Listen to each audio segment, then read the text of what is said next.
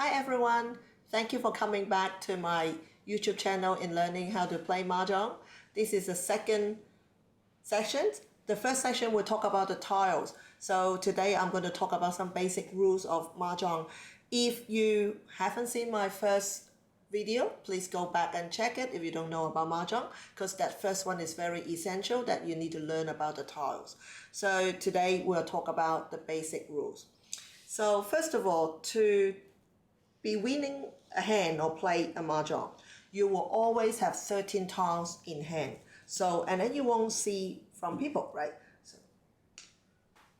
So you will have 13 tiles like that, and you will be playing for 4 people playing with you, okay?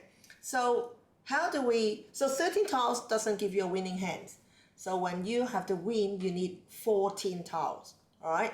And next time when I'm talking about how to score and how to really play, I will tell you exactly how we start the game. But today, we're focusing on some basic rules.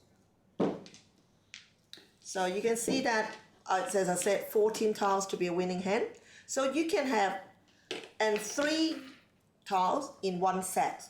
So means that you can have one set of consecutive 1, 2, 3, 7, 8, 9, maybe 4, 5, 7, and then maybe 3 of that, and then a pair. So you must have a set of 3 in consecutive. So some people will say, well, can I have 6, 7, 8, 9? No, 6, 7, 8, 9 is not a set. You have to have only 3. So either 6, 7, 8 or 7, 8, 9. So you can't have 4 of them. So if there, you need to really break it into 2 sets, like that, right? So 3 in one set. And in a winning hand, you have to have 3 sets plus a pair. You always have to have a pair. Doesn't matter what pair. It can be a pair of bamboo. It can be a pair of stone or dot, you want to call it, or maybe a pair of wing.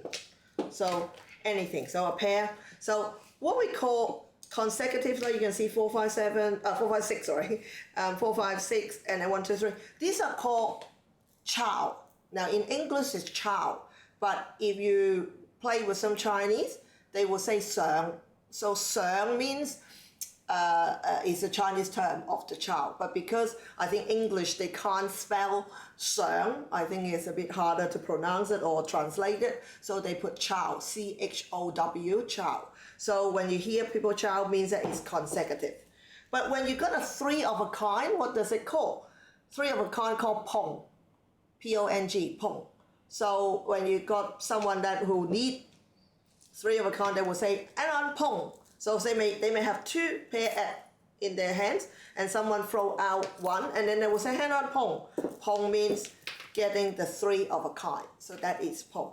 So in a winning tiles, you can have a mixture of pong, seng, but you must have a pair as well. And it can be anything. So this is my winning tiles. Remember that I always said that you will have 13 tiles in your hand all the time. So when I'm playing my game, I got this. Then what it is mean by I'm calling. What am I calling? Calling means when someone throw a tiles out, and that will be my winning tiles. So in this case, how do we make it 2, 3 to be 3 set? So we're waiting on 1 or 4. So 1 or 4. So if someone play out of 1, then I say, hang on, Mahjong means winning. Or I will say sit wu, Chinese sit wu. Then you can see that I'm winning that. Or they will throw out 4, equally is okay. I would say sit wu. So when you're calling, when you're actually calling, you don't have to tell people. But that is the winning tile. So when you actually got 14 like that, so I can play around and I can say this one is also a winning tile, right? 1, 2, 3, 4. Like that, right? And I'm not teaching you about scoring, because like you will say that this is a mixture of everything, then the score will be a bit lower. And I'll teach you next time where we actually got mixed. So at the end of the day, I can play around and that one. So three, so 2 pong and 2 seung and a pair. The pair can be something else as well. It can be something else like this. So this is called winning toss, and winning toss has to be 14 toss. So now, for the sitting, right? So when you actually do sitting, if I am starting off the game, so in a set of mahjong you have this 3 dice, 1 of this and 1 of this. What is this one called? This one called Heizhong. Not many set will have this, but I always prefer to have this because Heizhong means to notify you who is the person that is start of the whole entire game. So usually when we play 4 game is 1 round. So, and then another 4 rounds. So usually we'll play 4 rounds of 4 games. So 16 altogether. And we need to remember when are we going to changing the round. So say for example, if I'm the start of the game and start of the round, I'll put it here. And it will never move for this one, but these 2 will move. So you can see that this one, we can take it out. So that's east. And then we got south, west, and north. So if I'm starting to, every time when I start the game, remember last time when I say, you need to remember it's always east, south, west, north, because this is how we sequence the round. So the first round will be round east, like round 1, round east. And I will throw the dice, and then we will play the game. And if I lost that game, because I'm the Zhong, I cannot hold on to this. And I will have to pass on the next one, and the person next to me on the lower hand will become the new Zhong. Now I forgot to tell you, the left hand side is my upper hand. Right hand side is my lower hand. So regardless where I sit or where you sit, you always say left hand side is your upper hand, right hand side is your lower hand. So when we pass on the Zhong, it's always pass on to your right hand. So when I lost my game, I'll pass this to the next one, and this person is going to throw the dice, play the game. If he or she win, the Zhong will stay with them. So that will be round east, second game, 3 game, 4 game, 5 game. If he or she is so lucky, he may win up to 10 games, and then the Zhong stay with them. So when I say 4 game in 1 round, sometimes it's not, because if I play 1 game and then this person hold on the Zhong for 10 and then he or she lost and move to the next one and then they lost. So it can be, when it come back to me, it can be playing for over 10 games if someone is lucky, because sometimes it may stay for this person for 10, stay for this person for 2, and then pass on. So really depends on how many times the Zhong win. So when it come back to me, because see this Heizhong, which is the start of the round, so it means that when it come back to me, I need to change.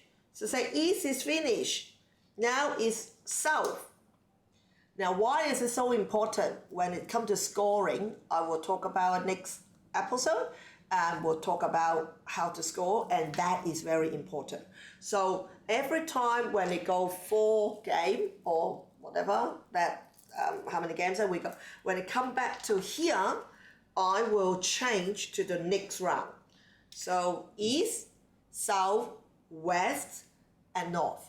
And when it go to the north, go 4 times and we come back to us, that is the finish of the entire, I would say entire, I don't know how to say it, game, entire, I don't know how to say that, because like 4 games is always say 4 rounds. 4 games, usually how we, in Chinese, we will say, okay, let's play 4 rounds. That's what we say. So after 4 rounds, when the north come back, that will be finished. Okay, so I talk about that. So Pong, we already talked about. Seung is consecutive, so this is all Seung, and then we got pair. Now, there's another one too. If I got 3 in a row here, and someone actually throw this out, I can still say, hang on, I want this, but that is not pong. That is become kong. Kong become, so it may be a bit confusing for you. You said, oh, but you say that it has to be 3 in one set. Kong is the only exception. When you got 3 of a kind and someone throw out the 4th one and you say gong, then you actually can have 4. But this one is sort of like not count. Okay, so when you win, so if you're winning on this, you will have 15 tiles instead of 14 tiles. But that is because you got the gong, right?